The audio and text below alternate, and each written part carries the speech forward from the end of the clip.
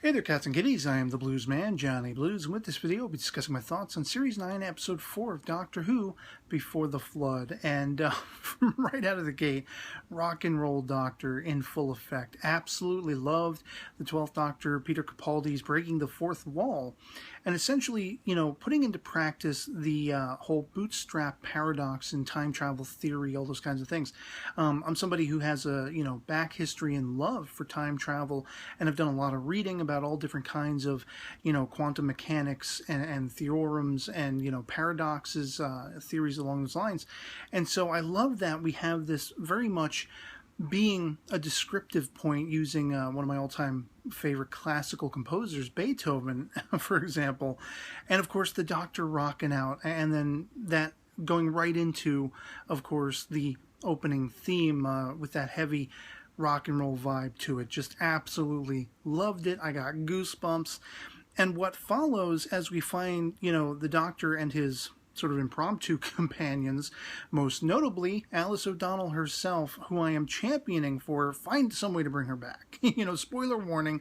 I said in my previous episode discussion video, I'd be very much irked if she didn't make it out alive. And of course, if you've seen the episode by now, you know that that was sadly the case. But I was just like, I'm in love with this character. As soon as she comes out and, she's talking about how Bennett's back in the TARDIS vomiting like crazy, first time traveling through time. Thank God Ian and Barbara didn't go through that, back in the day. But suffice to say, I love how she's like name dropping, Rose and Martha and all this stuff. And I'm like, lol, what? I was taken aback by that. I actually played that over a couple of times before I was like, okay, I wasn't hearing things. And I like how they explain that, she's kind of former military, or not former, so to speak, but she was demoted for hanging somebody out a window, and she's name dropping Saxon, the Master, all this kind of stuff, and at least hinting toward something the Doctor hasn't even encountered yet as well. And I loved all of that. I mean, that just made me love her character that much more when she's like, feigning she's got something in her boot. The Doctor goes investigating, and then she's literally hopping all excitedly about, bigger on the inside. I love this character. I want more of this character. If you don't find a way to bring her back, I'm going to be so ticked off. I mean, you got Osgood coming back. Bring this freaking character back. Make her a companion. I can already sense, let me just say as a brief aside, a resurrection of my series from time to time, great companions who never were in the history of Doctor Who. I can already sense me doing a video about this character by herself. But anyway, as the episode unfolds, of course, we're introduced to the Fisher King, which is all kinds of just magnificent looking. The creature effects for this monster, I mean, it looks properly scary. I would definitely be running in the other direction, tripping over myself to get the hell away from it. And the ominous voice and everything, just the gravitas that it wields in standing toe-to-toe with the Doctor. And by the way, knowing from right off the bat he's a Time Lord, and knowing about, Time Lords in general, another sort of reference to the Time War, with the Time Lords having been said to have forgotten they had teeth, but then remembering and becoming warlike and all this kind of stuff. And we forget, since Gallifrey was apparently brought back for the 50th and everything, it's out there somewhere, we kind of forget the tension that was spread across the universe, across many species, who were fearful of the Time Lords. Just look at, the Night of the Doctor, where we had Paul McGann come back. The woman he tries to save is like, she wants nothing to do with him.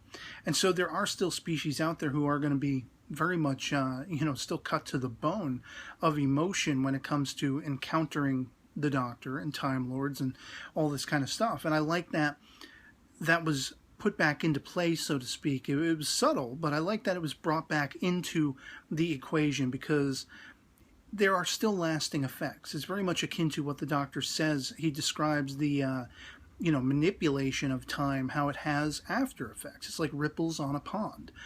In fact, even if Gallifrey was brought back somehow, even if it does still exist out there somewhere, it doesn't undo everything that built up to that penultimate moment where you had the War Doctor, the 11th and 10th Doctors respectively, using the moment to encapsulate it. Everything that came before is not suddenly undone.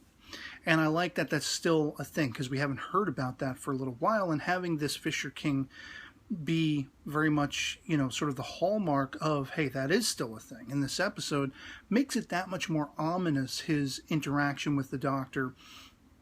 And of course, the idea that the Doctor, as we left off, he was a ghost, and how they explain that. There are elements of it that I feel were maybe, in the conclusion of this story, a little bit too easy, but it's a timey-wimey easy. I can forgive it because it's the utilization of that time travel paradox to the utmost. And I find that fascinating. I think a lot of people are going to come away from this episode, if they're objective about it, if they don't just sort of eschew it to the side like, that was wrapped up too conveniently. It's a time travel paradox thing, It's a genuine theorem in time travel theory. It's something that bears studying and looking into, further into in depth and everything. And I think it's perfectly utilized how we have that precursor, that bumper at the opening of the episode where the Doctor's explaining this with the usage, as I say, of Beethoven, and then effectively putting that into effect. I love that whole discussion toward the end of the episode. When I was a kid, especially, whenever you would hear time travel talked about in this way, when it would play with your mind, that excited me the most. The chicken or the egg, which came first? Who wrote Beethoven's symphonies if the time traveler goes back and finds there is no Beethoven, but then he pens it and all this kind of stuff. I love all of that. I loved, Clara sort of being taken aback, like, wow, I'm kind of thinking outside the box now, this very gigantic box internally, the TARDIS itself. All of that stuff I thought was actually pretty fantastic. I love the Doctor having the guts to go up against the Fisher King, having worked this out in his mind. Once again, we see he's 3 steps ahead of the game, and how he utilizes, basically the sonic glasses and the holograms and everything like that, and just how all of that came into play, I did find highly fascinating. I just almost felt like this episode was over sooner than it should have been. It felt shorter than it was because everything was so fast-paced. I was so invested in what was going on, and even with that lasting sort of irksome feeling that O'Donnell perished. I mean, I want this character in Doctor Who for a while. I want to see her come back and be a companion straight up. Probably not going to happen. I'm not going to hold my breath, but I would be dying for that to be something that happens.